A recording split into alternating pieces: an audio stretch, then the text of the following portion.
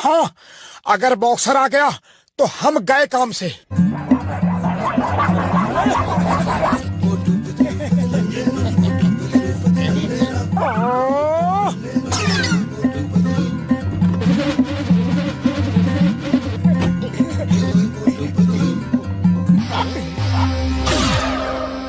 ओह, तुम दोनों मेरी कार को साफ कर रहे थे।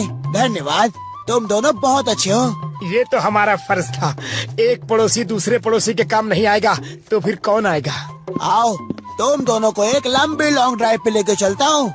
जी नहीं, लंबी लॉन्ग ड्राइव हमारी सेहत के लिए ठीक नहीं। आप ही जाइए।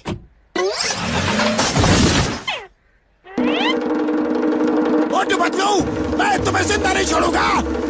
ये क्या किया तुमने? रुक जाओ। रुक जाओ पापा।